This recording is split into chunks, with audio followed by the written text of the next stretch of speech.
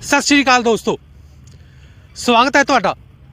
समाज दे विच कई तरह के गंभीर मुद्दे ने जिन्होंने चक्कण वाला कोई खास इंसान ही हो सकता है, क्योंकि हरेक नहीं चाहता कि इन्हां कुरीतियां नूं लोकां सामने लैके आया जाए, जिहड़े इन्हां नूं मुद्दिआं नूं चक के सरकार अते प्रशासन के सामने लैके आउंदे ने। इन्हां दे विचों ही एक खास शख्स नाल असीं तुहाडी मुलाकात करवाउण लगे हां, जिन्हां दा नाम है जी जतिंदर जैन। आओ जी उन्हें स्वागत करते हैं तो गलबात करते हैं। नमस्कार, स्वागत है सर। स्वागत है, धन्यवाद जी। सुनाम न्यूज़ लाइन का असी मैनू इत्थे बुलाउण ते मैं बहुत बहुत धन्यवाद करदा ते सारे दर्शक जिहड़े देख रहे ने ते जिहड़े देखणगे उन्हां दा भी मैं बहुत धन्यवाद करदा कि मैनू निमाणे जी नूं मान मिलिया। सर तुसीं ये समाज दे विच कई तरह दी कुरीतियां ने, तुसीं इन्हां नूं चकदे हो ते सरकार दे सामने लैके आने हो, तुसीं इहदे बारे की कहना चाहोगे? बहुत साल पहला ये मन च ये सी कि भी जिहड़ियां कुरीतियां ते जिहड़े इहो ਜਿਹੇ मुद्दे ने जितों क्योंकि साडे समाज 'ਚ मैं कहना कि चाहना कि साडे लोग वंड चुके ने। किसी टाइम ਹੁੰਦਾ ਸੀ कुछ समाजिक लीडर होया करते सी, किसी टाइम धार्मिक लीडर होया करते सी। धार्मिक लीडर धर्म के मुद्दे चक्या करते सी और समाजिक जिहड़े बंदे समाज के कुरीतियां मार लड़ते सीगे। पर किते ना किते राजनीति ने इन्ने क हावी हो गए लोग कि लोग जरा क नाम हुंदा है वो किसी ना किसी पार्टी का साथ बन जाते हैं, तो इस करके समाज दे विच समाज के मुद्दे ऐदा ही रह जाते हैं। तो मेरी कोशिश सीगी कि एक वक् तरीके नाल आम लोगों की गल नूं चक्या जा सके और जिन्नी क मैंने स्टडी की है मैं क्यों ना यूटिलाइज एक समाज नूं, क्योंकि मेरा मनना है कि अपने लिए तो जानवर भी जींदे ने। जे आप इंसान हाँ, रब ने कोई अकल दी है तो क्यों ना आप समाज वास्ते लड़ीए तो समाज लिए कुछ काम करके जाइए। बिल्कुल। तो सर RTI एक्ट इस दे बारे मेरे ख्याल तुहाडे तो वध जानकारी मैनूं नहीं लगता इस सुनाम विच किसी नूं होवेगी, तो तुसीं RTI एक्ट राही काफ़ी सारे मुद्दे चुके ने। इहदे बारे उन्हां दर्शकां नूं भी जानकारी दो जिन्हां नूं इहदे बारे नहीं पता। मैं दसना चाहना तो बड़ा बड़ा पिछोकड़ है। करीब जदों ये RTI आई है मेरे याद है कि 1996 ਦੇ ਵਿੱਚ ਦੇ ਕਰੀਬ ਮੇਰਾ ਇੱਕ ਮੁੱਦਾ ਸੀਗਾ ਪ੍ਰੋਵੀਡੈਂਟ ਫੰਡ ਦਾ, ਤੇ ਉਹ ਮੁੱਦਾ ਸੋਲਵ ਨਹੀਂ ਹੋ ਰਿਹਾ ਸੀਗਾ। ਤਾਂ ਮੈਨੇ ਇਹਦੇ ਬਾਰੇ ਕੁਝ RTI ਬਾਰੇ ਕੁਝ ਲੋਕਾਂ ਤੋਂ ਤੇ ਕੁਝ ਉਸ ਟਾਈਮ ਆਨਲਾਈਨ ਇੰਨਾ ਪੋਰਟਲ ਨਹੀਂ ਕਾਮਯਾਬ ਸੀਗੇ, ਮੈਨੇ ਸੁਣਿਆ ਪਰ ਮੈਨੇ ਉਸ ਨੂੰ ਇਸਤੇਮਾਲ ਕਦੇ ਨਹੀਂ ਕੀਤਾ ਸੀ। ਮੈਂ ਕਈ ਲੋਕਾਂ ਕੋਲੇ ਗਿਆ ਇਹਦੇ ਬਾਰੇ ਪੁੱਛਿਆ पर मैनू बहुत वधिया जानकारी वो लोगों वालों नहीं दी गई, चाहे वो दसना नहीं चाहते सी या उन्होंने उन्नी दसन की कैपेसिटी नहीं सी। अल्टीमेटली मैं तो स्टडी शुरू की थी। मेरे याद है कि मैं कई रात सारी रात जाग के ये बारे स्टडी की। मेरी माँ मैनू अक्सर क्या करती थी भी तू यह की करन लग गया। मैं उस टाइम कंप्यूटर लैके आया जिस टाइम लोग कंप्यूटर की गल नहीं करते थे। मैंने स्टडी की और इन्नी थोरो स्टडी की कि मेरा पहला प्रोविडेंट फंड का इशू है यह सी कि अहमदाबाद की जी कमिश्नर सी प्रोविडेंट फंड कमिश्नर, उन्हें मैं रिक्वेस्ट की कि मैं दिल्ली आनी हाँ, अहमदाबाद तो यदी पेशी भुगतन लिए दिल्ली आनी हाँ, मेरे छोटे छोटे बच्चे ने बाय एयर आनी हाँ, जबकि गवर्नमेंट मैं पे नहीं करती, तुसीं मैनूं दसो होया की है। मैं कहा जी मेरा प्रोविडेंट फंड जो है गलत जगह पर तुमने इन्वेस्ट कराता और मेरा जो है वो इशू ठीक नहीं हो रहा करीब कई सालों का। और मैनूं याद है कि वो इशू भी ठीक होया। उन्होंने कहा कि असीं ऑफिस के 3 बंदे कढ़ते छोटे इशू करके। मैनूं लग्या कि किड्डा स्ट्रोंग हथियार है और उस हथियार नूं मैंने फरदर स्टडी की। गवर्नमेंट ऑफ इंडिया तो डिपार्टमेंट ऑफ पेंशन एंड तो मैं इहदा एक डिप्लोमा भी लिता जिस मैं पंजाब दे विच दूजे नंबर ते इंडिया च मेरी 5वीं पोजीशन आई सी। मैंने वो भी किया जिस करके मैं RTI नूं बड़े वधिया तरीके नाल एक पॉजिटिव वे नाल टूल नाल दे रूप दे विच हथियार दे विच यूज़ किया और बहुत बड़े बड़े मुद्दे पंजाब च पर्टिकुलर सुनाम दे उस तो सॉल्व किए। जी सर, सुनाम जिसका कि हुण नाम सुनाम उधम सिंह वाला है, मेरे ख्याल नाल ये नाम चेंज करवाउण दे विच तुसीं बहुत वड्डी भूमिका निभाई है, तुसीं इहदे बारे की कहना चाहोगे? नो डाउट मेरा भी एक छोटा जिहा योगदान रहा। इस तो पहला एडवोकेट HC अरोड़ा चंडीगढ़ तो उन्होंने बड़ी प्रयास किए ने, पर मेरे भी प्रयास रेलवे के उत्ते नाम लिखवाउण दे विच लंबे चौड़े रहे ने। मेरी रेलवे दे नाल करीब 15 साल कोआर्डीनेशन रही जिस दे क्योंकि उन्होंने कोले गवर्नमेंट ऑफ पंजाब की जिहड़ी नोटिफिकेशन हुई सी उन्हां दी प्रॉपर कापियां उन्होंने वालों नोमीनेट किए हुए लैटरस जिहड़े अलग अलग डिपार्टमेंटां नूं भेजे हुए सी वो लैटरस वो जिहड़ी कम्यूनीकेशन जिहड़ी सी रेलवे के हैड ऑफिस नहीं पहुँच रही सी उन्हां कोल। वो जद तक उन्होंने जिहड़ी है ऑथराइज्ड गवर्नमेंट ऑफ पंजाब की नोटिफिकेशन या सेंटर गवर्नमेंट का गजट नहीं बनता सीगा ਉਸ ਟਾਈਮ ਤੱਕ ਉਹ ਨਹੀਂ ਕਰ ਸਕਦੇ ਸੀ। ਲੰਬੀ ਲੜਾਈ ਲੜੀ, 15 ਸਾਲ ਲੱਗੇ। 15 ਸਾਲ ਬਾਅਦ ਅਲਟੀਮੇਟਲੀ ਸੁਨਾਮ ਊਧਮ ਸਿੰਘ ਵਾਲਾ ਰੇਲਵੇ ਸਟੇਸ਼ਨ ਤੇ ਹੋਇਆ। ਮੇਰਾ ਟਾਰਗੇਟ ਇਹ ਸੀ ਕਿ ਸੁਨਾਮ ਨੂੰ ਦੇਸ਼ ਵਿਦੇਸ਼ ਦੇ ਵਿੱਚ, ਪਾਰਟੀਕੂਲਰਲੀ ਦੇਸ਼ ਦੇ ਕਿਸੇ ਵੀ ਕੋਨੇ, ਜਦੋਂ ਕੋਈ ਬੰਦਾ ਸੁਨਾਮ ਲਈ ਟਿਕਟ ਲੈਂਦਾ ਹੈ ਜਾਂ ਜਦੋਂ ਰੇਲਵੇ ਸਟੇਸ਼ਨਾਂ ਦੀ ਇੱਕ ਲਿਸਟ ਬਣਦੀ ਹੈ ਤਾਂ ਸੁਨਾਮ ਊਧਮ ਸਿੰਘ ਵਾਲਾ ਆਊਗਾ ਤਾਂ ਲੋਕ ਊਧਮ ਸਿੰਘ ਨੂੰ ਜਾਣਨ ਲੱਗਣਗੇ ਕਿ ਊਧਮ ਸਿੰਘ ਕੌਣ ਸੀ। ਨੋ ਡਾਊਟ ਕਿ ਇਹ ਇੱਕ ਹੀਰੋ ਇਹੋ ਜਿਹਾ ਹੈ ਜਿਹਨੂੰ ਸਾਰੇ ਦੇਸ਼ ਜਾਣਿਆ ਜਾਂਦਾ, ਪਰ ਬਹੁਤ ਪਾਰਟ ਦੇ ਵਿੱਚ ਊਧਮ ਸਿੰਘ ਦਾ ਸਿਰਫ ਨਾਮ ਲੋਕ ਜਾਣਦੇ ਨੇ। ਉਹ ਕਿੱਥੋਂ ਦਾ ਜੰਪਲ ਸੀ ਔਰ ਉਹਦੇ ਕੀ ਕੰਮ ਕੀਤੇ ਸੀ ਉਹਦੇ ਬਾਰੇ ਲੋਕ ਅੱਜ ਵੀ ਨਹੀਂ ਜਾਣਦੇ। ਮੇਰਾ ਉਹੀ ਪ੍ਰਯਾਸ ਸੀਗਾ। ਬਿਲਕੁਲ, ਬਹੁਤ ਵਧੀਆ ਯੋਗਦਾਨ ਹੈ ਤੁਹਾਡਾ। ਤੇ ਸਰ, ਤੁਸੀਂ ਮੁੱਦੇ ਚੱਕਦੇ ਹੁੰਦੇ ਹੋ ਸੁਨਾਮ ਦੇ ਵਿੱਚ ਕਈ ਪ੍ਰੋਬਲਮਾਂ ਦੇ, ਜਿਵੇਂ ਕਿ ਸੜਕਾਂ ਦਾ ਮੁੱਦਾ ਤੁਸੀਂ ਚੱਕਿਆ, ਤੇ ਇੱਕ ਪਿੱਛੇ ਤੁਸੀਂ ਮੁੱਦਾ ਚੱਕਿਆ ਸੀ ਲਾਊਡ ਸਪੀਕਰਾਂ ਦਾ। ਇਹਦੇ ਮੇਰੇ ਖਿਆਲ ਨਾਲ ਇਹਦਾ ਤੁਹਾਡਾ ਵਿਰੋਧ ਵੀ ਹੋਇਆ ਹੋਵੇਗਾ। ਤੁਹਾਨੂੰ ਕਿੰਨੀਆਂ ਕਿ ਪ੍ਰੋਬਲਮਾਂ ਦਾ ਸਾਹਮਣਾ ਕਰਨਾ ਪੈਂਦਾ ਇਹ ਗੱਲਾਂ ਕਰਕੇ? ਇਹ ਸਾਊਂਡ ਪੋਲੂਸ਼ਨ ਦਾ ਜਿਹੜਾ ਮਾਮਲਾ ਹੈ ਇਹ ਕੋਈ ਅੱਜ ਦਾ ਨਾ ਮਾਮਲਾ ਨਹੀਂ ਹੈ। ਮੈਂ ਲਗਾਤਾਰ ਪਿਛਲੇ ਕਈ ਸਾਲਾਂ ਤੋਂ ਚੱਕਦਾ ਆ ਰਿਹਾ, ਕਿਉਂਕਿ ਮੇਰਾ ਮੰਨਣਾ ਹੈ ਕਿ ਇਹ ਸਾਊਂਡ ਪੋਲੂਸ਼ਨ ਨਾਲ ਜਿੱਥੇ ਬੱਚਿਆਂ ਦੀ ਪੜ੍ਹਾਈ ਖਰਾਬ ਹੁੰਦੀ ਹੈ ਉੱਥੇ ਬੜੇ ਬਜ਼ੁਰਗਾਂ ਨੂੰ ਸਿਹਤ ਦੇ ਉੱਤੇ ਬਹੁਤ ਅਸਰ ਪੈਂਦਾ ਹੈ। ਇਹ ਮਸਲਾ ਜਦੋਂ ਮੈਂ ਚੱਕਦਾ ਤਾਂ ਬਹੁਤ ਧਾਰਮਿਕ ਲੋਕ ਜਿਹੜੇ ਹੈਗੇ ਨੇ ਬਾਹਰ ਤੌਰ ਤੇ ਅੰਦਰੀ ਤੌਰ ਤੇ ਮੇਰੇ ਖਿਲਾਫ ਹੁੰਦੇ ਨੇ, ਮੇਰੇ ਬਾਰੇ ਚੰਗਾ ਮਾੜਾ ਬੋਲਦੇ ਨੇ, ਪਰ ਮੈਨੂੰ ਪਰਵਾਹ ਨਹੀਂ ਹੈ ਕਿਉਂਕਿ ਮੈਂ ਆਪਣੇ ਵਾਸਤੇ ਕਦੇ ਵੀ ਕੋਈ ਲੜਾਈ ਲੜੀ ਨਹੀਂ। ਮੇਰਾ ਬੱਚਾ ਉਰੇ ਨਹੀਂ ਹੈ ਜਿਹਨਾਂ ਮੈਂ ਕਹਾਂ ਮੇਰੀ ਪੜ੍ਹਾਈ ਤੇ, ਔਰ ਮੇਰੇ ਘਰੇ ਕੋਈ ਬਜ਼ੁਰਗ ਨਹੀਂ ਹੈ, ਪਰ ਮੈਂ ਸੋਚਦਾ ਕਿ ਮੇਰਾ ਸ਼ਹਿਰ ਜਿਹੜਾ ਹੈ, ਮੇਰੇ ਸ਼ਹਿਰ ਦੇ ਬਜ਼ੁਰਗ ਹੀ ਮੇਰੇ ਬਜ਼ੁਰਗ ਨੇ, ਔਰ ਜਿਹਨੇ ਪੜ੍ਹਾਈ ਬੱਚੇ ਕਰ ਰਹੇ ਨੇ ਉਹ ਵੀ ਮੇਰੇ ਬੱਚੇ ਨੇ। ਪਰ ਇਹ ਧਾਰਮਿਕ ਲੋਕ ਜਿਹੜੇ ਹੈਗੇ ਨੇ ਇਹ ਗੁੰਗੇ ਤੇ ਬਹਿਰੇ ਨੇ। ਗੁੰਗੇ ਇਸ ਕਰਕੇ ਕਿਉਂਕਿ ਇਹ ਬੋਲ ਨਹੀਂ ਪਾਉਂਦੇ। ਇਹਨਾਂ 'ਚ ਬਹੁਤ ਲੋਕ ਹੈਗੇ ਨੇ ਜਿਹਨੇ ਮੰਨਦੇ ਨੇ ਕਿ ਸਾਊਂਡ ਪੋਲੂਸ਼ਨ ਨਾਲ ਸਾਨੂੰ ਪ੍ਰੋਬਲਮ ਆਉਂਦੀ ਹੈ, ਪਰ ਉਹ ਬੋਲ ਨਹੀਂ ਪਾਉਂਦੇ। ਔਰ ਬਹਿਰੇ ਇਸ ਕਰਕੇ ਕਿ ਉਹਨਾਂ ਨੂੰ ਲੱਗਦਾ ਹੈ ਕਿ ਇਹ ਜਿਹੜਾ ਸਾਊਂਡ ਜਿਹੀ ਹੈ ਸਾਡੇ ਪੇਰੈਂਟਸ ਨੂੰ ਡਿਸਟਰਬ ਨਹੀਂ ਕਰਦੀ, ਸਾਡੇ ਪਰਿਵਾਰਾਂ ਨੂੰ, ਸਾਡੇ ਦੋਸਤਾਂ ਨੂੰ, ਸਾਡੇ ਰਿਸ਼ਤੇਦਾਰਾਂ ਨੂੰ ਡਿਸਟਰਬ ਨਹੀਂ ਕਰਦੀ। ਜਦ ਕਿ ਮੈਂ ਦੱਸਣਾ ਚਾਹੁੰਦਾ ਇਹ ਧਾਰਮਿਕ ਸਥਾਨਾਂ ਦੇ, ਉਹ ਚਾਹੇ ਕਿਸੇ ਵੀ ਧਰਮ ਦੇ ਸਥਾਨਾਂ 'ਤੇ ਲੱਗੇ ਹੋਏ ਨੇ, ਇਹ ਲੋਕਾਂ ਨੂੰ ਡਿਸਟਰਬ ਕਰਦੇ ਨੇ। ਸਾਨੂੰ ਕੋਈ ਅਧਿਕਾਰ ਨਹੀਂ ਹੈ ਕਿ ਜ਼ਬਰਦਸਤੀ ਕਿਸੇ ਨੂੰ ਕੋਈ ਧਾਰਮਿਕ ਚੀਜ਼ ਪਿਲਾਈ ਜਾ ਸਕੇ। ਮੈਂ ਲੋਕਾਂ ਨੂੰ ਅਕਸਰ ਕਹਿੰਦਾ ਵੀ ਜੇ ਕੋਈ ਇਹੋ ਜਿਹੀ ਦਵਾਈ ਆਉਂਦੀ ਹੈ ਜਿਹੜੀ ਲੋਕਾਂ ਦੇ ਕੰਨਾਂ 'ਚ ਪਾ ਦਈਏ ਆਪਾਂ, ਤਾਂ ਆਪਾਂ ਕਿਉਂ ਨਾ ਦਵਾਈ ਪਾ ਦਈਏ। ਤੁਸੀਂ ਲੋਕਾਂ ਨੂੰ ਕਿਉਂ ਡਿਸਟਰਬ ਕਰਦੇ ਹੋ? ਜਿਸ ਨੇ ਕੋਈ ਧਾਰਮਿਕ ਚੀਜ਼ ਲੈਣੀ ਹੈ ਉਹ ਮੰਦਰ, ਗੁਰਦੁਆਰੇ, ਮਸਜਿਦਾਂ ਜਾ ਕੇ ਲੈ ਕੇ ਆਵੇ, ਖੁਦ ਜਾ ਕੇ ਨਾ। ਤੁਸੀਂ ਜ਼ਬਰਦਸਤੀ ਕਿਉਂ ਸੁਣਾਉਣਾ ਚਾਹੁੰਦੇ ਹੋ? ਬਿਲਕੁਲ ਇਹ ਸਰਾਸਰ ਨਾਸਾਬੀ ਹੈ। ਸਰਕਾਰਾਂ ਸੁਣਦੀਆਂ ਵੀ ਨੇ ਅਤੇ ਸਰਕਾਰਾਂ ਬਹਿਰੀਆਂ ਵੀ ਨੇ। ਕਈ ਵਾਰੀ ਜਗਾਉਣਾ ਪੈਂਦਾ ਹੈ। ਮੈਨੇ ਇਹ ਸੋਸ਼ਲ ਮੀਡੀਆ ਚੱਕਿਆ ਮੁੱਦਾ 80% ਸੋਲਵ ਹੋ ਗਿਆ, ਪਰ ਸਟਿਲ ਕੁਛ ਲੋਕ ਹਲੇ ਵੀ ਸੁਣਨਾ ਨਹੀਂ ਚਾਹੁੰਦੇ। ਜਲਦੀ ਉਹ SDM ਨੂੰ ਮਿਲ ਕੇ, ਚੀਫ ਸੈਕਟਰੀ ਨੂੰ, ਬਿਕੋਜ਼ ਇਹ ਹਾਈ ਕੋਰਟ ਦੀਆਂ ਇੰਸਟਰਕਸ਼ਨਸ ਨੇ। ਸਾਡੀ ਇੱਕ ਸੰਸਥਾ ਬਣੀ ਹੋਈ ਹੈ 6213 ਜਿਹੜਾ ਹੈ ਅਪ੍ਰੈਲ 2020 ਦੇ ਵਿੱਚ, 21 ਦੇ ਵਿੱਚ ਇਹਦਾ ਇੱਕ ਫੈਸਲਾ ਆਇਆ ਸੀ, ਜਿਹਦੇ ਫੈਸਲੇ ਦਾ ਨੰਬਰ ਹੀ 6213 ਹੈ। ਉਸ ਦੇ ਤਹਿਤ ਸਾਡੀ ਪੰਜਾਬ ਦੇ ਅਲੱਗ-ਅਲੱਗ ਐਕਟੀਵਿਸਟ ਅਸੀਂ ਜੁੜੇ ਅਤੇ ਸਾਊਂਡ ਦੇ ਉੱਤੇ ਅਸੀਂ ਕੰਮ ਕੀਤਾ। ਅਸੀਂ ਸਪੀਕਰ ਜਿਹੜੇ ਹੈਗੇ ਨੇ ਧਾਰਮਿਕ ਸਥਾਨਾਂ 'ਤੇ ਲੱਗੇ ਹੋਏ ਨੇ ਉਹ ਬਿਲਕੁਲ ਇਲੀਗਲ ਲੱਗੇ ਹੋਏ ਨੇ, ਉਹਨਾਂ ਦੀ ਕੋਈ ਮਿਆਦ ਨਹੀਂ ਹੈ। ਸਰਕਾਰ ਨੂੰ ਚਾਹੀਦਾ ਹੈ ਕਿ ਕਮੇਟੀ ਬਣਾਵੇ। ਸਰਕਾਰ ਨੂੰ ਚਾਹੀਦਾ ਹੈ ਜਿਹੜੇ ਵਾਚ ਡੌਗ ਨੇ ਹੈਗੇ ਉਹਨਾਂ ਦੀ ਕਮੇਟੀ ਬਣਾਵੇ। ਉਹ ਸਮਾਜ ਦੇ ਕੋਈ ਵੀ ਲੋਕ ਹੋ ਸਕਦੇ ਨੇ, ਉਹਨਾਂ ਦੀ ਡਿਊਟੀਆਂ ਲਗਾਉਣ, ਉਹਨਾਂ ਨੂੰ ਬੇਨਤੀ ਕੀਤੀ ਜਾਵੇ ਧਾਰਮਿਕ ਸਥਾਨ ਦੇ ਬੰਦਿਆਂ ਨੂੰ, ਔਰ ਜੇ ਬੇਨਤੀ ਨਹੀਂ ਮੰਨਦੇ ਤਾਂ ਉਹਨਾਂ 'ਤੇ ਸਖਤ ਕਾਰਵਾਈ ਕੀਤੀ ਜਾਵੇ। ਬਿਲਕੁਲ। ਤੇ ਇੱਕ social media sir, social media 'ਤੇ ਹੁਣ ਆਪ ਮੁਹਾਰੇ ਪੱਤਰਕਾਰ ਬਣੇ ਹੋਏ ਨੇ ਕਈ, ਤੇ ਉਹ ਵਿਵਾਦ ਬਹੁਤ ਪੈਦਾ ਕਰਦੇ ਨੇ ਕਿਸੇ ਧਰਮ ਨੂੰ ਟਾਰਗੇਟ ਕਰਕੇ ਕਿ ਸੋਸ਼ਲ ਮੀਡੀਆ ਦਾ ਇਸਤੇਮਾਲ ਆਪਾਂ ਵਧੀਆ ਤਰੀਕੇ ਨਾਲ ਨਹੀਂ ਕਰ ਸਕਦੇ ਜਿਸ ਦੇ ਨਾਲ ਸਮਾਜ ਵਿੱਚ ਸੁਧਾਰ ਹੋ ਸਕੇ।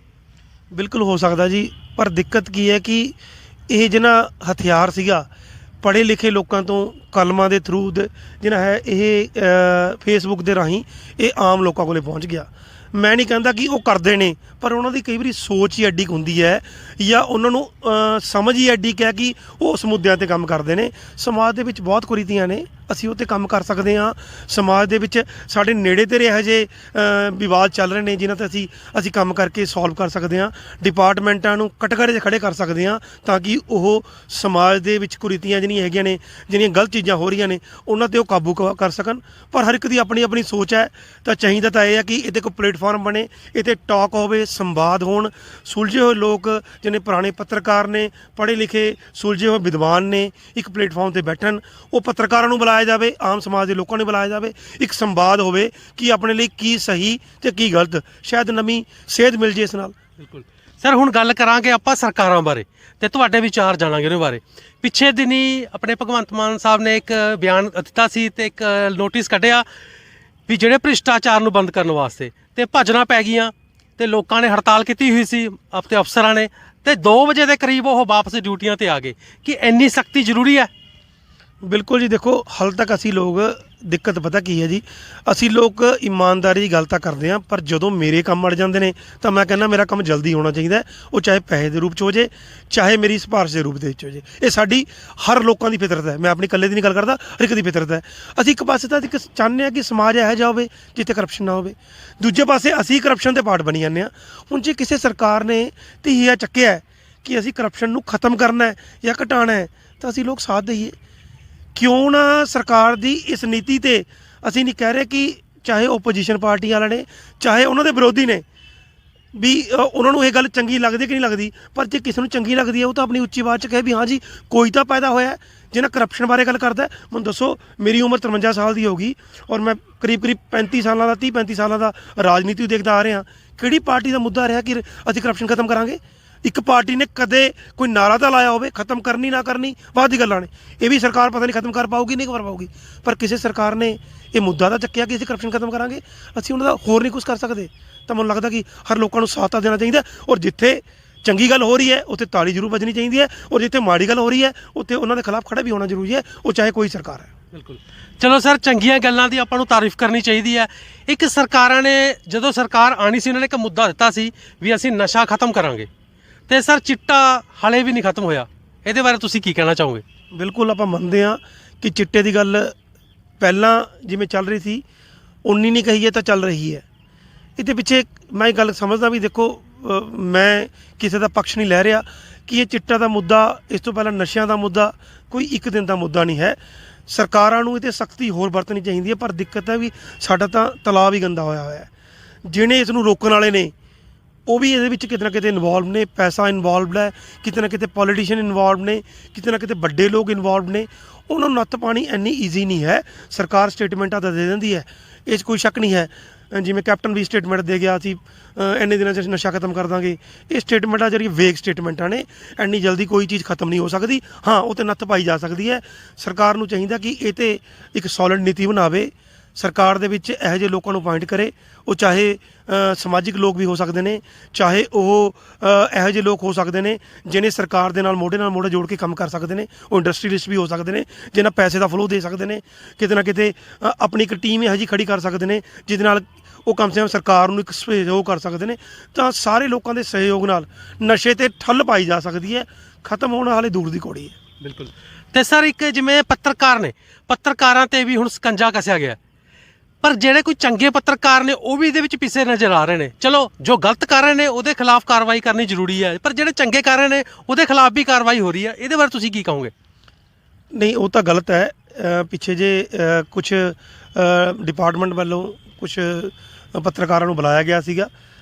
ਮੈਂ ਇਸ ਪੁਆਇੰਟ ਆਫ ਨਾਲ ਹੀ ਕਹਿਣਾ ਕਿ ਸਾਡੇ ਸੁਨਾਮ ਦੇ ਅਮਨ ਅਰੋੜਾ ਜੀ ਕੋਲ ਇਹ ਚਾਰਜ ਹੈ ਕਿ ਉਹ ਅਲੱਗ-ਅਲੱਗ ਜਗ੍ਹਾ 'ਤੇ ਪੱਤਰਕਾਰਾਂ ਨਾਲ ਮਿਲਣੀਆਂ ਕਰਨ। ਉਹਦੇ ਵਿੱਚੋਂ ਜਿਹੜੇ ਲੋਕ ਸਹੀ ਪੱਤਰਕਾਰਿਤਾ ਕਰਦੇ ਨੇ ਉਹਨਾਂ ਨੂੰ ਮੋਟੀਵੇਟ ਕੀਤਾ ਜਾਵੇ, ਉਹਨਾਂ ਨੂੰ ਥਾਪੜਿਆ ਜਾਵੇ, ਔਰ ਜਿਹੜੇ ਲੋਕ ਸਹੀ ਪੱਤਰਕਾਰੀ ਨਹੀਂ ਕਰਦੇ ਉਹਨਾਂ ਨਾਲ ਉਹ ਲੋਕਾਂ ਨੂੰ ਜੋੜਿਆ ਜਾਵੇ ਜਿਹੜੇ ਲੋਕ ਵਧੀਆ ਪੱਤਰਕਾਰੀ ਕਰਦੇ ਨੇ, ਉਹ ਤਾਂ ਕਿ ਉਹ ਲੋਕ ਉਹਨਾਂ ਦੇ ਨਾਲ ਮਿਲ ਕੇ ਸਹੀ ਪੱਤਰਕਾਰਿਤਾ ਦੀ ਦਿਸ਼ਾ ਵੱਲ ਅੱਗੇ ਪੋਜ਼ਿਟਿਵ ਵੇ ਨਾਲ ਵਧਾਇਆ ਜਾ ਸਕੇ। ਇਹ 'ਚ ਕੋਈ ਸ਼ੱਕ ਨਹੀਂ ਕਿ ਹੁਣ ਇਲੈਕਟ੍ਰੋਨਿਕ ਦਾ ਜ਼ਮਾਨਾ ਹੈ। ਜਿਹਨਾਂ ਹੈ ਇਹ ਇਲੈਕਟ੍ਰੋਨਿਕ ਮੀਡੀਆ ਜਿਹਨਾਂ ਹੈ ਆਉਣ ਵਾਲੇ ਟਾਈਮ ਦੇ ਵਿੱਚ ਇੱਕ ਹੋਰ ਸ਼ੇਪ ਲੈਣ ਜਾ ਰਿਹਾ, ਕਿਉਂਕਿ AI ਜਿਹਨਾਂ ਆਰਟੀਫਿਸ਼ੀਅਲ ਇੰਟੈਲੀਜੈਂਸ ਜਿਹੜੀ ਆ ਰਹੀ ਹੈ ਉਹ ਇਸ ਨੂੰ ਹੋਰ ਸ਼ੇਪ ਦੇਣ ਵਾਲੀ ਹੈ। ਸ਼ਾਇਦ ਕੁਝ ਲੋਕ ਇਹਨੂੰ ਓਬਜ਼ਰਵ ਨਹੀਂ ਕਰ ਰਹੇ, ਪਰ ਆਰਟੀਫਿਸ਼ੀਅਲ ਇੰਟੈਲੀਜੈਂਸ ਜਿਹੜੀ ਹੈ ਸਾਡੇ ਸਮਾਜ ਦੀ ਇਸ ਡਿਜੀਟਲ ਮੀਡੀਆ ਨੂੰ ਤੇ ਡਿਜੀਟਲ ਮਾਧਿਅਮ ਨੂੰ ਇੱਕ ਹੋਰ ਨਵੀਂ ਸ਼ੇਪ ਦੇ ਦੂਗੀ ਜਲਦੀ।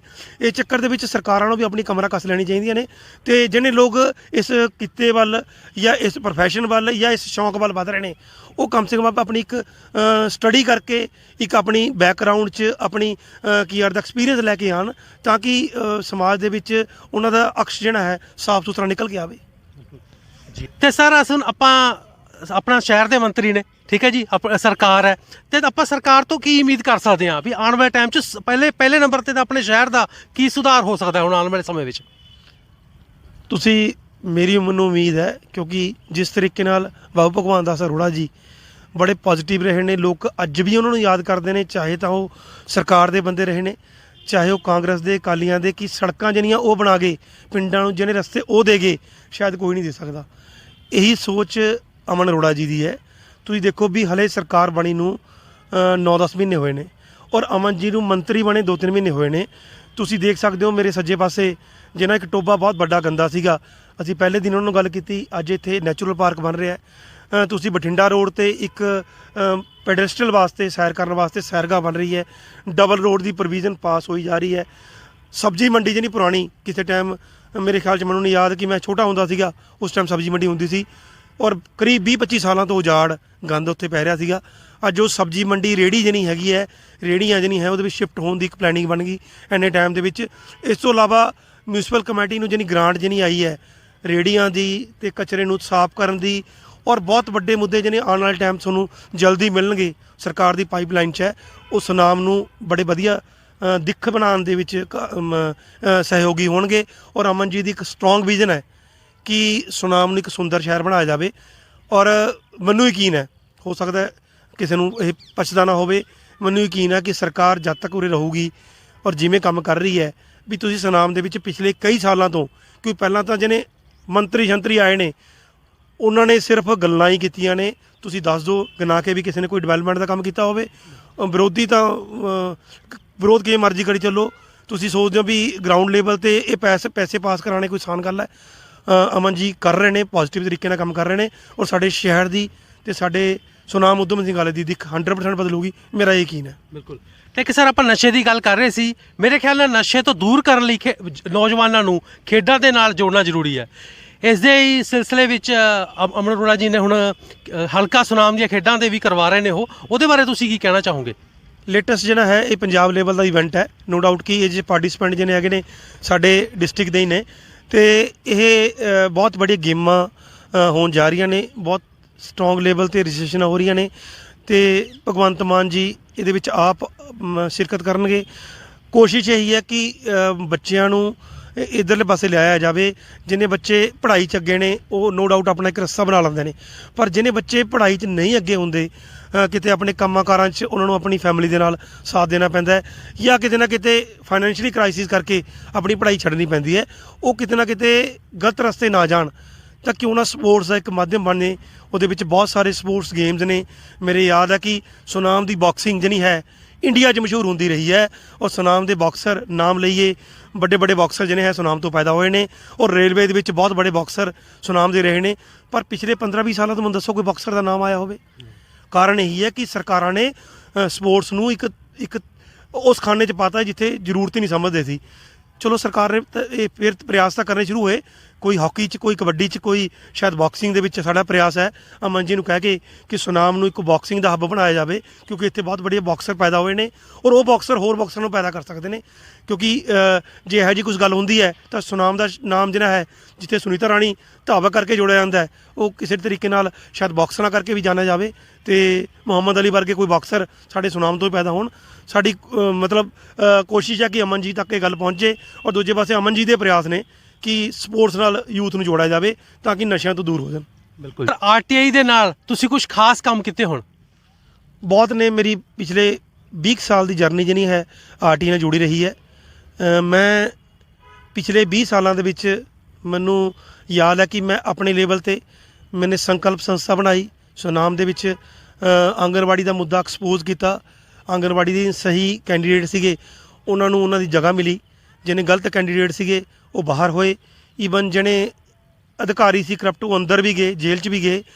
ਸਾਨੂੰ ਮਤਲਬ ਆਪਣੇ ਆਪ ਦੀ ਲੱਗਦਾ ਕਿ ਸਾਡੇ ਕਰਕੇ ਜਿਹਨੇ ਪ੍ਰਯਾਸ ਨੇ ਬੜੀਆ ਰਹੇ। ਮੇਰੀ ਪਿਛਲੇ ਕਈ ਸਾਲਾਂ ਤੋਂ ਰਾਜ ਹਾਈ ਸਕੂਲ ਨੂੰ ਕਰੀਬ 85 ਲੱਖ ਦੀ ਗ੍ਰਾਂਟ ਹਿਊਮਨ ਰਾਈਟਸ ਲੈ ਗਿਆ ਸੀ ਮੈਂ ਡਿਪਟੀ ਕਮਿਸ਼ਨਰ ਨੂੰ, ਡੀਸੀ ਨੂੰ, ਕਿਉਂਕਿ ਉਹ ਬਿਲਡਿੰਗ ਗਿਰਨ ਵਾਲੀ ਸੀ, ਖਤਰਨਾਕ ਸੀ ਨਵੀਂ ਬਿਲਡਿੰਗ ਵਾਸਤੇ। ਇਸ ਤੋਂ ਇਲਾਵਾ ਮੇਰਾ ਇੱਕ ਮੁੱਦਾ ਰਿਹਾ ਅਰਨੇਟੂ ਪਿੰਡ ਦਾ। ਅਰਨੇਟੂ ਪਿੰਡ ਹੈ ਇੱਕ ਹਰਿਆਣਾ ਤੇ ਪੰਜਾਬ ਦੀ ਬਾਰਡਰ 'ਤੇ ਲੱਗਦਾ। ਉਹ ਪਿੰਡ ਦੇ ਵਿੱਚ ਮੈਨੂੰ ਇੱਕ ਖਬਰ ਰਾਹੀਂ ਪਤਾ ਲੱਗਿਆ ਕਿ ਹਰ ਘਰ ਦੇ ਵਿੱਚ ਇੱਕ ਅਪੰਗ ਪੈਦਾ ਹੋ ਰਿਹਾ। ਕਿਸੇ ਦੀ ਬਾਂਹ ਨਹੀਂ ਹੈ, ਕਿਸੇ ਦਾ ਬ੍ਰੇਨ ਨਹੀਂ ਹੈ, ਕਿਸੇ ਦੀ ਲੱਤ ਨਹੀਂ ਹੈ, ਕੋਈ ਪੋਲੀਓ ਨਾਲ ਹੈ। ਤਾਂ ਮੈਂ ਜਦੋਂ ਸਟੱਡੀ ਕੀਤੀ ਕਿ ਉਸ ਪਿੰਡ ਦੇ ਵਿੱਚ ਕਰੀਬ 1000 ਲੋਕ ਰਹਿੰਦੇ ਸੀ, ਔਰ 1000 ਦੇ ਵਿੱਚ ਇੱਕ ਪਰਿਵਾਰ ਦੇ ਵਿੱਚੋਂ ਇੱਕ ਵੀ ਬੰਦਾ ਮਤਲਬ ਕੋਈ ਪੂਰਾ ਨਹੀਂ ਸੀ, ਕੋਈ ਬੱਚਾ ਅਧਰੰਗ ਸੀਗਾ।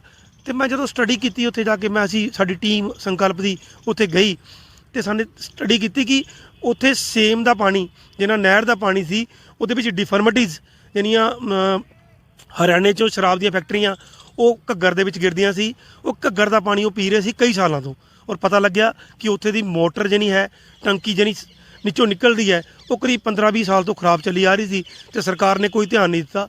ਮੇਰਾ ਉਹ ਮੁੱਦਾ ਚੱਕਿਆ ਗਿਆ। ਦੈਨਿਕ ਭਾਸਕਰ ਪਟਿਆਲਾ ਨੇ ਮੇਰੇ ਉਸ ਮੁੱਦੇ ਨੂੰ ਬਹੁਤ ਵੱਡਾ ਹੁੰਗਾਰਾ ਦਿੱਤਾ। ਮੇਰੀ 105 ਖਬਰਾਂ ਉਸੇ ਮੁੱਦੇ ਦੇ ਅੰਡਰ ਅਰਨਾਟੂ ਤੇ ਲੱਗੀਆਂ।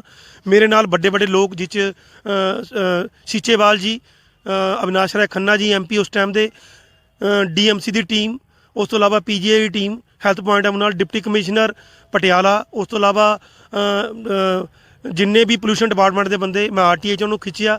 RTI 'ਚ ਪਤਾ ਲੱਗਿਆ ਕਿ ਡਿਫਾਰਮਿਟੀਜ਼ ਨੇ, ਪੋਲਿਊਸ਼ਨ ਡਿਪਾਰਟਮੈਂਟ ਨੇ ਉਸ 'ਤੇ ਪਾਣੀ 'ਤੇ ਕਦੇ ਸਟੱਡੀ ਨਹੀਂ ਕੀਤੀ। ਘਰ ਘਰ ਸਟੱਡੀ ਹੋਈ। ਅਵਿਨਾਸ਼ ਰਾਏ ਖੰਨਾ ਜੀ ਨੇ ਉੱਥੇ ਹੈਲਥ ਕੈਂਪ ਲਗਾਏ। ਔਰ ਉਸ ਤੋਂ ਇਲਾਵਾ ਜਿਹਨੇ ਡਿਪਾਰਟਮੈਂਟ ਸੀਗਾ ਸੈਨੇਟਰੀ ਵਾਲਾ, ਉਹਨਾਂ ਨੇ ਨਵੀਂ ਮੋਟਰ ਲਗਾ ਕੇ ਪਾਣੀ ਕਰੀਬ 350 ਫੁੱਟ ਤੋਂ ਪਿੰਡਾਂ ਵਾਲਿਆਂ ਨੂੰ ਦਿੱਤਾ। ਔਰ ਉਸ ਮੁੱਦੇ ਲਈ ਮੈਨੂੰ ਰਾਸ਼ਟਰਪਤੀ ਅਵਾਰਡ ਵਾਸਤੇ ਵੀ ਨੋਮੀਨੇਟ ਕੀਤਾ ਗਿਆ। PTC ਨਿਊਜ਼ ਨੇ ਉਸ ਮੁੱਦੇ ਨੂੰ ਬੜੇ ਤਰੀਕੇ ਨਾਲ ਚੱਕਿਆ। ਬੜੇ ਬੜੇ ਮੀਡੀਆ ਹਾਊਸ ਜਿਵੇਂ ਹਿੰਦੁਸਤਾਨ ਟਾਈਮਜ਼ ਆਫ ਇੰਡੀਆ, ਇਸ ਤੋਂ ਇਲਾਵਾ ਹੋਰ ਵੱਡੇ ਚੈਨਲਾਂ ਨੇ, ਅਖਬਾਰਾਂ ਨੇ ਫਰੰਟ ਪੇਜ 'ਤੇ ਚੰਡੀਗੜ੍ਹ ਤੋਂ ਮੇਰੀ ਨਿਊਜ਼ ਲਗਾਈਆਂ, ਜਿਸ ਦਾ ਮੁੱਦਾ ਇਹ ਰਿਹਾ ਕਿ ਉਹ ਲੋਕਾਂ ਦੀ ਜ਼ਿੰਦਗੀ ਬਦਲੀ। ਔਰ ਉਹ ਪਿੰਡਾਂ ਵਾਲਿਆਂ ਨੇ ਸਾਨੂੰ ਸਿਰ 'ਤੇ ਚੁੱਕਿਆ, ਸਾਨੂੰ ਰਿਗਾਰਡ ਦਿੱਤਾ। ਔਰ ਉਹ ਪਿੰਡ ਦੀ ਅੱਜ ਨੁਹਾਰ ਬਦਲੀ ਹੋਈ ਹੈ। ਕਦੇ ਜਾ ਕੇ ਦੇਖੋ ਤੁਸੀਂ, ਪਿੰਡ ਦੇ ਵਿੱਚ ਅੱਜ ਲੋਕ ਬੜੇ ਪਰਫੈਕਟ ਤਰੀਕੇ ਨਾਲ ਜੀ ਰਹੇ ਨੇ। ਇਹੋ ਜਿਹੇ ਬਹੁਤ ਅਚੀਵਮੈਂਟਸ ਨੇ ਜਿਹਦੇ ਵਿੱਚ ਮੈंने ਸਟਰਗਲ ਕੀਤੀ। ਮੇਰੀ ਟੀਮ ਸੀ ਮੇਰੇ ਨਾਲ, ਬਹੁਤ ਅੱਛੇ ਲੋਕ ਮੇਰੇ ਨਾਲ ਜੁੜੇ ਸੀ ਸੰਕਲਪ ਦੀ ਟੀਮ ਦੇ। ਉਸ ਤੋਂ ਇਲਾਵਾ ਹੋਰ ਵੀ ਸਮਾਜ ਸੇਵੀ, ਮੀਡੀਆ ਨੇ ਮੈਨੂੰ ਬਹੁਤ ਸਾਥ ਦਿੱਤਾ। ਹਰ ਇੱਕ ਬੰਦੇ ਨੇ ਜਿਸ ਤਰੀਕੇ ਨਾਲ ਮੈਂ ਕੋਈ ਖਬਰ ਭੇਜੀ ਉਸ ਤਰੀਕੇ ਨਾਲ ਲਗਾਈ। ਓਡੀ ਖਬਰ ਲਗਾਈ, ਸਰਕਾਰ ਦੇ ਕੰਨ ਖੋਲ੍ਹੇ। ਉਹਦੇ ਵਿੱਚ ਬਹੁਤ ਬੜਾ ਯੋਗਦਾਨ ਸਮਾਜ ਸੇਵੀਆਂ ਦਾ ਰਿਹਾ ਔਰ ਮੀਡੀਆ ਦਾ ਬਹੁਤ ਵੱਡਾ ਹੱਥ ਰਿਹਾ। ਮੇਰੇ ਹਰ ਦੋਸਤ, ਹਰ ਪੱਤਰਕਾਰ ਨੇ ਮੇਰਾ ਮਦਦ ਕੀਤੀ ਔਰ ਜਿਸ ਦਾ ਰਿਜ਼ਲਟ ਇਹ ਰਿਹਾ ਕਿ ਮੈਂ ਕਈ ਇਹੋ ਜਿਹੇ ਮੁੱਦੇ ਸੋਲਵ ਕਰ ਸਕਿਆ, ਸਰਕਾਰ ਨੂੰ ਜਗਾ ਸਕਿਆ। ਔਰ ਮੇਰੇ ਇਹੀ RTI ਦੀ ਕਰੀਬ, ਔਰ ਮੈਨੂੰ ਯਾਦ ਹੈ ਕਿ ਕਰੀਬ ਮੈंने ਕਿਸੇ ਵੀ ਬੰਦੇ ਨੂੰ RTI ਰਾਹੀਂ ਬਹੁਤ ਵੱਡੇ ਖੁਲਾਸੇ ਵੀ ਕੀਤੇ ਔਰ ਬਹੁਤ ਲੋਕਾਂ ਦੀ ਮਦਦ ਵੀ ਕੀਤੀ। ਪਿਛਲੇ 15-20 ਸਾਲਾਂ 'ਚ ਮੈਂ ਕਰੀਬ 7-8 ਹਜ਼ਾਰ ਦੇ ਕਰੀਬ ਲੋਕਾਂ ਲਈ RTI ਲਿਖ ਕੇ ਦਿੱਤੀਆਂ ਨੇ। ਔਰ ਮੈंने ਕਿਸੇ ਵੀ RTI ਲਈ ਕਿਸੇ ਤੋਂ ਕੋਈ ਪੈਸਾ ਨਹੀਂ ਲਿੱਤਾ। ਹਰ RTI ਖੁਦ ਲਿਖ ਕੇ ਦਿੰਦਾ ਸੀ, ਉਹਦਾ ਅਨਵੈਲਪ, ਉਹਦਾ ਪੋਸਟਲ ਆਰਡਰ, ਉਹਦੇ ਲੈਟਰ ਬਣਾ ਕੇ ਉਸ ਨੂੰ ਮੈਂ ਦਿੰਦਾ ਰਿਹਾ ਤਾਂ ਕਿ ਉਸ ਦੀ ਸਮੱਸਿਆ ਸੋਲਵ ਹੋਵੇ। ਔਰ ਉਹਦੇ ਬਦਲੇ 'ਚ ਮੈंने ਕਿਸੇ ਕੋਲ ਚਾਹ ਦਾ ਕੱਪ ਵੀ ਨਹੀਂ ਪੀਤਾ। ਇਹ ਮੈਂ ਦਾਅਵੇ ਨਾਲ ਕਹਿ ਸਕਦਾ। ਇਹ ਮੇਰੀ ਸਮਾਜ ਦੀ ਇੰਨੀ ਕੀ ਡੈਡੀਕੇਸ਼ਨ ਸੀ ਕਿ ਮੈंने ਉਹਨਾਂ ਨੂੰ ਜਿੱਥੇ ਸਥਾਨ ਮੰਨਦਾ ਸੀ ਔਰ ਜਿੰਨੀ ਮੇਰੀ ਕਪੈਸਿਟੀ ਰਹੀ ਹੈ, ਜਿੰਨਾ ਮੈਂ ਕੰਮ ਕਰਦਾ ਰਿਹਾ, ਹਰ ਇੱਕ ਬੰਦੇ ਨੂੰ ਮੇਰੀ ਕੋਸ਼ਿਸ਼ ਰਹੀ ਹੈ ਮੈਂ ਫੋਨ ਚੱਕਦਾ ਰਿਹਾ, ਉਹਨਾਂ ਦੀ ਪ੍ਰੋਬਲਮਾਂ ਸੋਲਵ ਕਰਦਾ ਰਿਹਾ, ਉਹਨਾਂ ਲਈ RTI ਵੀ ਲਿਖਦਾ ਰਿਹਾ ਜਿਹਨੇ ਜ਼ਰੂਰਤਮੰਦ ਨੇ। ਹਾਂ, ਜਿਹੜੇ ਲੋਕ ਕਿਤੇ ਬਲੈਕਮੇਲਿੰਗ ਜਾਂ ਆਪਣੇ ਹਿੱਤ ਲਈ ਲਿਖਦੇ ਸੀ, ਮੈਂ ਉਹਨਾਂ ਨੂੰ ਮਨਾ ਵੀ ਕਰਦਾ ਰਿਹਾ। ਮੇਰੇ ਲੋਕ ਅੰਗੇਜਡ ਵੀ ਹੋਏ, ਮੈਨੂੰ ਉਹਦੇ ਲਈ ਮੈਟਰ ਨਹੀਂ ਕਰਦਾ। ਇਹ ਮੇਰੀ ਹੀ ਅਚੀਵਮੈਂਟ ਹੈ। ਬਹੁਤ ਵਧੀਆ ਜੀ। ਸਰ, ਸੁਨਾਮ ਦੇ ਦੋ ਸਭ ਤੋਂ ਮੇਨ ਮੁੱਦੇ ਹੋਰ ਨੇ। ਇੱਕ ਤਾਂ ਜਾਨਵਰਾਂ ਦਾ, ਤੁਹਾਨੂੰ ਪਤਾ ਹੈ ਅਵਾਰਾ ਜਾਨਵਰਾਂ ਕਰਕੇ ਕਈ ਵਾਰ ਹਾਦਸਿਆਂ ਦਾ ਸ਼ਿਕਾਰ ਹੁੰਦੇ ਨੇ ਤੇ ਕਈ ਆਪਣੀਆਂ ਜਾਨਾਂ ਵੀ ਗਵਾ ਚੁੱਕੇ ਨੇ। ਤੇ ਇੱਕ ਜਦੋਂ ਆਪਾਂ ਓਵਰ ਬ੍ਰਿਜ ਨੀਚੇ ਉਤਰਦੇ ਹਾਂ, ਉੱਥੇ ਬੜੀ ਪ੍ਰੋਬਲਮ ਆਉਂਦੀ ਹੈ, ਕਈ ਵਾਰ ਐਕਸੀਡੈਂਟ ਵੀ ਹੁੰਦੇ ਨੇ। ਤੁਸੀਂ ਇਹਦੇ ਬਾਰੇ ਕਿੰਨਾ ਕੁ ਕੋਸ਼ਿਸ਼ ਕਰ ਰਹੇ ਹੋ? ਜਾਨਵਰਾਂ ਬਾਰੇ ਮੈਂ ਮਤਲਬ ਕਹਿੰਦੇ ਹੁੰਦੇ ਨੇ ਕਿ ਕੁਝ ਚੀਜ਼ਾਂ ਦੱਸਣ ਦੀ ਲੋੜ ਨਹੀਂ, ਸਮਾਜ ਨੂੰ ਪਤਾ ਹੈ। ਜਿਹੜੇ ਬੇਸਹਾਰਾ ਪਸ਼ੂਆਂ ਵਾਸਤੇ ਮੇਰੇ ਲੰਬੇ ਪ੍ਰਯਾਸ ਰਹੇ ਨੇ। ਮੈਂ ਕਰੀਬ 20 ਸਾਲ ਜੇ RTI ਕੀਤੀ ਹੈ ਤਾਂ ਉਹਦੇ ਵਿੱਚ ਬਹੁਤ ਬੜੀ ਕੰਟਰੀਬਿਊਸ਼ਨ, ਬਹੁਤ ਬੜਾ ਸਮਾਂ ਮੈंने ਬੇਸਹਾਰਾ ਜਾਨਵਰਾਂ ਲਈ ਦਿੱਤਾ। ਮੈਂ ਸ਼ਬਦ ਬੇਸਹਾਰਾ ਇਸ ਲਈ ਯੂਜ਼ ਕਰਦਾ ਕਿ ਇਹਨਾਂ ਨੂੰ ਬੇਸਹਾਰਾ ਛੋੜ ਦਿੱਤਾ ਜਾਂਦਾ। ਇਹ ਆਪਣੇ ਆਪ ਨਹੀਂ ਆਉਂਦੇ, ਇਹ ਆਪਣੇ ਆਪ ਨਹੀਂ ਕਿਸੇ ਨੂੰ ਮਾਰਦੇ। ਇਹਨਾਂ ਨੂੰ ਇੱਕ ਢੱਠਿਆਂ ਨੂੰ, ਚਾਹੇ ਉਹ ਇੰਗਲਿਸ਼ ਢੱਠਾ, ਚਾਹੇ ਉਹ ਮਤਲਬ ਦੇਸੀ ਢੱਠਾ ਹੈ, ਇੱਕ ਦਿਨ ਦੇ ਵਿੱਚ ਕਰੀਬ 7-8 ਕਿਲੋ 10 ਕਿਲੋ ਖਾਣ ਨੂੰ ਮਿਲਦਾ। ਪਰ ਸ਼ਾਮ ਤੱਕ ਇਹ ਕਿਲੋ ਵੀ ਨਹੀਂ ਖਾ ਪਾਉਂਦੇ। ਭੁੱਖਾ ਪੇਟ ਕਦ ਤੱਕ ਕੁਛ ਕਰੂਗਾ? ਤਾਂ ਨੈਚੁਰਲੀ ਹੈ ਕਿਤੇ ਨਾ ਕਿਤੇ ਇਹ ਕਿਤੇ ਮਾਰਨ ਵੱਲ ਪੈ ਜਾਂਦੇ ਨੇ, ਕਿਤੇ ਨਾ ਕਿਤੇ ਡਰਦੇ ਹੋਏ ਕਿਸੇ ਨੇ ਮਾਰ ਦਿੰਦੇ ਨੇ। ਮੇਰੇ ਲੰਬੇ ਪ੍ਰਯਾਸ ਰਹੇ ਨੇ। ਮੇਰੇ ਯਾਦ ਹੈ ਕਿ ਮੇਰੇ ਵੱਲੋਂ ਇਹ ਮੁਹਿੰਮ ਚਲਾਈ ਗਈ ਸੀ, ਵੱਡਾ ਇਕੱਠ ਉਲੀਕਿਆ ਗਿਆ। ਕਿਸੇ ਟਾਈਮ ਗੀਤਾ ਭਵਨ ਦੇ ਵਿੱਚ ਲੋਕ ਇਕੱਠੇ ਹੋਏ, ਲੋਕ ਜੁੜੇ, ਲੋਕਾਂ ਨੇ ਬਹੁਤ ਬੜਾ ਨਾਲ ਸਾਥ ਦਿੱਤਾ। ਪਰ ਅਲਟੀਮੇਟਲੀ ਹੌਲੀ ਕਰਕੇ ਸਾਥ ਛੱਡ ਗਏ। ਉਸ ਤੋਂ ਬਾਅਦ ਕਈ ਸਾਲਾਂ ਬਾਅਦ ਲਾਲੀ ਜੀ ਨਾਲ ਮਿਲ ਕੇ ਅਸੀਂ ਫਿਰ ਇੱਕ ਸੰਸਥਾ ਬਣਾਈ। ਅਸੀਂ ਫਿਰ ਲੋਕਾਂ ਨੂੰ ਜੋੜਿਆ, ਵੱਡਾ ਇਕੱਠ ਹੋਇਆ ਸਮਾਜ ਦੇ ਲੋਕਾਂ, ਕਿਉਂਕਿ ਉਸ ਟਾਈਮ ਲੋਕ ਰੋਜ਼ 7-8 ਲੋਕ ਮਰ ਗਏ ਸੀਗੇ ਤੇ ਲੋਕ ਇਕੱਠੇ ਹੋਏ। ਪਰ ਲੋਕ ਸਾਥ ਨਹੀਂ ਦਿੰਦੇ। ਸਰਕਾਰਾਂ ਤਦ ਤੱਕ ਕੰਮ ਨਹੀਂ ਕਰਦੀਆਂ ਜਦ ਤੱਕ ਸਾਡੇ ਸਮਾਜ ਦਾ ਇਕੱਠਾਪਨ ਨਹੀਂ ਹੁੰਦਾ, ਸਮਾਜ ਨਾਲ ਨਹੀਂ ਜੁੜਦਾ।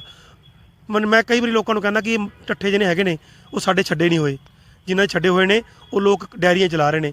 ਦੂਜੇ ਪਾਸੇ ਜਿਨ੍ਹਾਂ ਛੱਡੇ ਹੋਏ ਨੇ ਉਹ ਵੀ ਲੋਕ ਸਾਥ ਨਹੀਂ ਦਿੰਦੇ। ਇਹ ਖੇਤ ਸਾਡੇ ਤਾਂ ਜੋ ਉਜਾੜਦੇ ਨਹੀਂ, ਸਾਡੇ ਖੇਤ ਤਾਂ ਹੈ ਨਹੀਂ।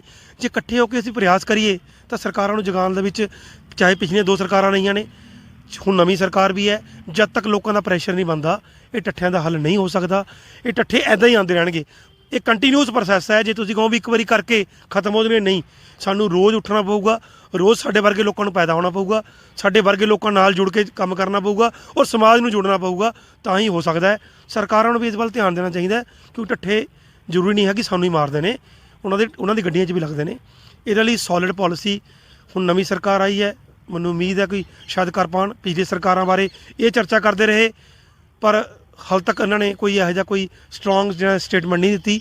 ਯਕੀਨ ਹੈ ਕਿ ਇਹਨਾਂ ਬਾਰੇ ਕੋਈ ਸਟਰੋਂਗ ਸਟੇਟਮੈਂਟ, ਪਿਛਲੀ ਸਰਕਾਰ ਨੇ ਇੱਕ 20 ਏਕੜ ਦੀ ਗਊਸ਼ਾਲਾ ਤਾਂ ਬਣਾ ਦੀਆਂ, ਪਰ ਉਹਨਾਂ ਵਾਸਤੇ ਖਾਣ ਪੀਣ ਦਾ ਪ੍ਰਬੰਧ ਨਹੀਂ, ਉਹਨਾਂ ਨੂੰ ਦੇਖ ਰੇਖ ਵਾਸਤੇ ਉਹਨਾਂ ਲਈ ਸਟਾਫ ਨਹੀਂ ਅਵੇਲੇਬਲ। ਉਹ ਪ੍ਰਯਾਸ ਪੋਜ਼ਿਟਿਵ ਸੀ, ਪਰ ਉਹ ਪ੍ਰਯਾਸ ਤੋਂ ਅੱਗੇ ਪ੍ਰਯਾਸ ਕੀਤੇ ਜਾਣੇ ਸੀਗੇ, ਉਹ ਸ਼ਾਇਦ ਸਰਕਾਰਾਂ ਨਹੀਂ ਕੀਤੇ। ਕਾਂਗਰਸ ਸਰਕਾਰ ਸੁੱਤੀ ਰਹੀ, ਅਕਾਲੀ ਸਰਕਾਰ ਨੇ 20 ਏਕੜ ਦੀ ਇੱਕ ਗਊਸ਼ਾਲਾ ਬਣਾਈ ਹੈ ਤੇ ਹਰ ਇੱਕ ਡਿਸਟ੍ਰਿਕਟ ਦੇ ਵਿੱਚ।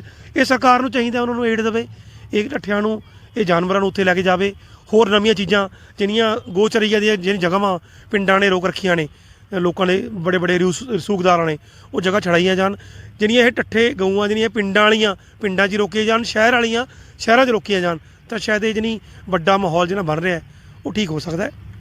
ਗੱਲ ਰਹੀ ਇਸ ਅੰਡਰ ਬ੍ਰਿਜ ਦੇ ਵਿੱਚ, ਮੈਂ ਤੁਹਾਨੂੰ ਇਸ ਅੰਡਰ ਬ੍ਰਿਜ ਦੀ ਗੱਲ ਦੱਸਣਾ ਚਾਹੁੰਦਾ ਕਿ ਮੇਰੇ ਘਰ ਦਾ ਨਕਸ਼ਾ ਵੀ ਉਸ ਆਰਕੀਟੈਕਟ ਨੇ ਬਣਾਇਆ, ਸਟਰਕਚਰ ਡਿਜ਼ਾਈਨਰ ਨੇ ਬਣਾਇਆ, ਜਿਸ ਸਟਰਕਚਰ ਡਿਜ਼ਾਈਨਰ ਨੇ ਇਸ ਦਾ ਨਕਸ਼ਾ ਬਣਾਉਣਾ ਸ਼ੁਰੂ ਕੀਤਾ ਸੀ। ਇਹ ਸ਼ਾਇਦ ਆਮ ਲੋਕਾਂ ਨੂੰ ਪਤਾ ਨਹੀਂ ਹੋਣਾ, ਪਟਿਆਲੇ ਦੇ ਨੇ, ਮੈਂ ਨਾਮ ਨਹੀਂ ਲਊਂਗਾ। ਮੈਂ ਜਦੋਂ ਆਪਣੇ ਘਰ ਦਾ ਨਕਸ਼ਾ ਬਣਾਉਣ ਲਈ ਗਿਆ ਤਾਂ ਉਹਨਾਂ ਨੇ ਮੈਨੂੰ ਦੱਸਿਆ ਕਿ ਮੈਂ ਉਹ ਸ਼ਖਸ ਹਾਂ ਜਿੱਦਾਂ ਇਹ ਅੰਡਰ ਬ੍ਰਿਜ ਦਾ ਨਕਸ਼ਾ ਬਣ ਰਿਹਾ ਸੀ, ਤਾਂ ਉਹ ਨਕਸ਼ਾ ਮੇਰੇ ਵੱਲੋਂ ਤਿਆਰ ਕੀਤਾ ਗਿਆ ਸੀ। ਔਰ ਜਿਸ ਤਰੀਕੇ ਨਾਲ ਮੈਂ ਸਟਰਕਚਰ ਬਣਾ ਰਿਹਾ ਸੀ, ਮੈਂ ਲਿਖ ਕੇ ਦੇਣਾ ਇਹ 'ਚ ਨਾ ਪਾਣੀ ਖੜਦਾ, ਨਾ ਇਹ 'ਚ ਕੋਈ ਪ੍ਰੋਬਲਮ ਆਣੀ ਸੀ, ਪਰ ਮੈਨੂੰ ਕਿਹਾ ਗਿਆ ਕਿ ਇਹ 'ਚ ਸਮਝੌਤਾ ਕਰਨਾ ਹੈ, ਇਸ ਨੂੰ ਅਵਲਾਈਜ਼ ਕਰਨਾ ਹੈ, ਤਾਂ ਮੈਨੇ ਖੁਦ ਰਿਕੁਐਸਟ ਕਰਕੇ ਮੈਨੇ ਕਿਹਾ ਕਿ ਮੈਨੂੰ ਟਰਾਂਸਫਰ ਕਰ ਦਿਓ। ਮੈਂ ਉੱਥੋਂ ਟਰਾਂਸਫਰ ਲੈ ਲਈ। ਇਹ ਜਿਹੜਾ ਹੈ ਕੰਪਰਮਾਈਜ਼ ਨਕਸ਼ਾ ਕਿਤੇ ਨਾ ਕਿਤੇ ਸ਼ਾਇਦ ਬਣ ਗਿਆ, ਉਹਦੀ ਕਿਤੇ ਨਾ ਕਿਤੇ ਤਹਿਕੀਕਾਤ ਕਰਨ ਦੀ ਲੋੜ ਹੈ, ਜਿਸ ਦਾ ਨਤੀਜਾ ਮੈਂ ਹਰ ਵਾਰ ਕਹਿੰਦਾ ਰਿਹਾ ਕਿ ਉਸ ਦਾ ਨਤੀਜਾ ਸਾਡੀ ਪੁਸ਼ਤਾਂ ਨੂੰ ਭੁਗਤਣਾ ਪਊਗਾ। ਉਹ ਸਾਡੀ ਪੁਸ਼ਤਾਂ ਭੁਗਤ ਰਹੀਆਂ ਨੇ। ਕਈ ਸਾਲਾਂ ਤੋਂ ਇਹ ਬ੍ਰਿਜ ਬਣਿਆ ਹੋਇਆ, ਨਾ ਇਹ ਟੁੱਟੇਗਾ ਨਾ ਇਹ ਸਮਰੇਗਾ, ਔਰ ਅਸੀਂ ਇਹ ਜਿਹੜਾ ਨਰਕ ਹੈ ਭੋਗਦੇ ਰਵਾਂਗੇ। ਇਹਦਾ ਇਲਾਜ ਤੋੜ ਕੇ ਨਵਾਂ ਬਣਾਉਣਾ ਹੈ, ਔਰ ਪਰ ਮੈਨੂੰ ਲੱਗਦਾ ਨਹੀਂ ਇਹਦੀਆਂ ਪਰਮਿਸ਼ਨਾਂ ਲੈਣੀਆਂ ਅਤੇ ਕੋਈ ਸਰਕਾਰ ਇਹਦਾ ਪ੍ਰਯਾਸ ਕਰੂਗੀ। ਜਿਵੇਂ ਹੈ ਇਹਨੂੰ ਠੀਕ ਜਿੰਨਾ ਕਰ ਸਕਦੀ ਹੈ ਸਰਕਾਰਾਂ ਆਪਣੇ ਲੈਵਲ 'ਤੇ ਕਰ ਲੈਣ। ਪਿੱਛੇ ਮੇਰੀ ਉਹਨਾਂ ਗੱਲ ਹੋਈ ਹੈ, ਉਹਨਾਂ ਨੇ ਕਿਹਾ ਕਿ ਅਸੀਂ ਇਸ ਨੂੰ ਇਸ ਤਰੀਕੇ ਨਾਲ ਬਣਾ ਰਹੇ ਹਾਂ ਕਿ ਸਮੱਸਿਆ ਪਰਮਾਨੈਂਟ ਖਤਮ ਹੋ ਜੂਗੀ। ਉਹ ਜਦੋਂ ਹੋਊਗੀ ਅਸੀਂ ਉਦੋਂ ਹੀ ਦੇਖਾਂਗੇ, ਹਾਲ ਤਾਂ ਸ਼ਾਇਦ ਗੱਲਾਂ ਹੀ ਨੇ। ਬਿਲਕੁਲ ਸਰ, ਸੁਨਾਮ ਨਿਊਜ਼ ਨਾਲ ਗੱਲ ਕਰਨ ਲਈ ਤੁਹਾਡਾ ਬਹੁਤ ਬਹੁਤ ਧੰਨਵਾਦ, ਅਤੇ ਉਮੀਦ ਕਰਦੇ ਹਾਂ ਤੁਸੀਂ ਇੱਦਾਂ ਹੀ ਸਮਾਜ ਦੇ ਮੁੱਦੇ ਚੱਕਦੇ ਰਹੋਗੇ। ਬਿਲਕੁਲ ਜੀ, ਮੈਂ ਵਾਅਦਾ ਕਰਦਾ ਕਿ ਜਦ ਤੱਕ ਮੇਰੀ ਇਹ ਸਰੀਰ ਸਾਥ ਦਿੰਦਾ ਹੈ, ਲੋਕ ਮੇਰੀ ਗੱਲ ਸੁਣਦੇ ਨੇ, ਮੈਂ ਆਪਣੇ ਸੋਸ਼ਲ ਮੀਡੀਆ ਰਾਹੀਂ, ਮੈਂ ਆਪਣੇ ਪੈਨ ਰਾਹੀਂ ਸਮਾਜ ਨੂੰ ਠੀਕ ਕਰਦਾ ਰਹੂੰਗਾ। ਔਰ ਮੇਰੀ ਇਹੀ ਕੋਸ਼ਿਸ਼ ਰਹੂਗੀ, ਮੇਰਾ ਸੋਹਣਾ ਸ਼ਹਿਰ, ਮੇਰਾ ਸੋਹਣਾ ਦੇਸ਼, ਕਿ ਮੇਰਾ ਇੱਕ ਮੰਨਣਾ ਹੈ ਕਿ ਜੇ ਹਰ ਇੱਕ ਆਦਮੀ ਪੋਜ਼ੀਟਿਵ ਦਿਸ਼ਾ ਲਈ ਇੱਕ ਕਦਮ ਵਧਾਵੇ ਤਾਂ ਸਾਡਾ ਦੇਸ਼ ਕਈ ਕਦਮ ਅੱਗੇ ਜਾਏਗਾ। ਮੇਰਾ ਇਹੀ ਪ੍ਰਯਾਸ ਹੈ। ਧੰਨਵਾਦ sir. Thank you sir, thank you very much.